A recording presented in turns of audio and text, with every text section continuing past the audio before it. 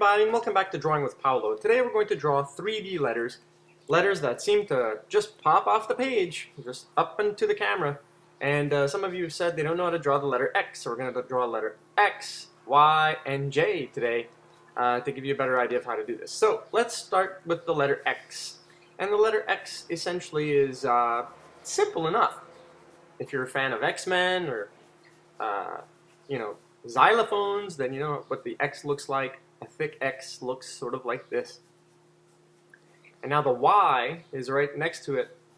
The Y looks like a letter X but has a leg missing. So here's the letter Y. And it goes all the way down from this point, all the way here. And of course the J. Now the J is sort of difficult for some people. So we're going to draw this 3D J as well. But first we have to start with the outline. Here's a fish hook.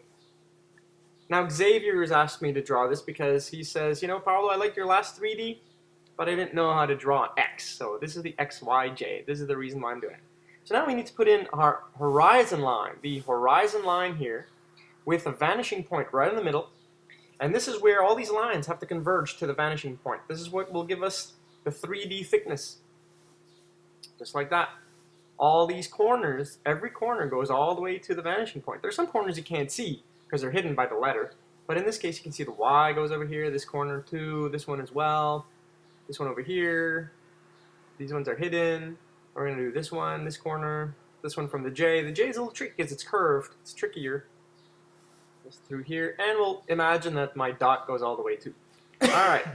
So now the next thing is we need to repeat these lines. We got to mirror these lines over here onto the thickness of the X. So this one over here, this one underneath here needs to be repeated. And we're going to erase certain of these lines in a few minutes, but we need to continue with the Y over here underneath the X. The J is tricky because it's curved, and so we have to curve our thickness too, just to follow that line. So it's a mirrored shape, once again, along those extension lines we made. And then the Y here. That. And the same thing from this side. You can see a little bit of the thickness here. And we're done, pretty much. All we need to do is erase these lines we don't need here. We need to finish off these side lines. So allow me to retrace the outlines of my X, because I really like these. I'm going to fast forward them. Remember, this time you can always pause. We're going to erase these lines out. There you go. And now I'm going to color in the bottom of the X. The bottom of the X needs to be really dark because we're taking into consideration that the light comes from on top here. So we want to color in the bottom, make it nice and dark here, and the same for every letter. Sort of like what we did for the other video. The other 3D letter video is my name, Paolo, and in this case, we're writing letters that other people have in their names just to make sure you understand how to write them. And so here with the J, we've got a gradient. And so you can see this curve, it starts really light, and as I go below the J, the darker it has to get. We need to make it as dark as the other two letters. So from this dark point, we have to make our way up to the side and make it lighter a little bit. So that's what we call a gradient. From a gradient shadings from dark to light, or darker to less dark. It's two tones blended together. All right, let me color the side of the Y.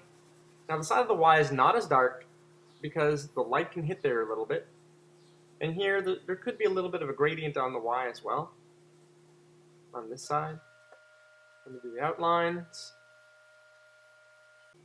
Remember to pause and rewind this video. The J here is dark at the top and then goes to light because the light can hit the top side there of that J. As it curves up, the light can hit there. And underneath the dot is dark as well, just like below the J.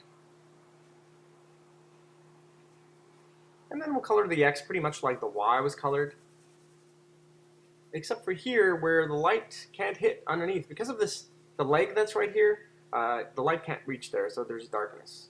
And that's that, guys. That's how you draw X, Y, J in perspective, or 3D letters. So for Xavier out there, I hope you enjoyed it. See you next time on another episode of Drawing with Paolo.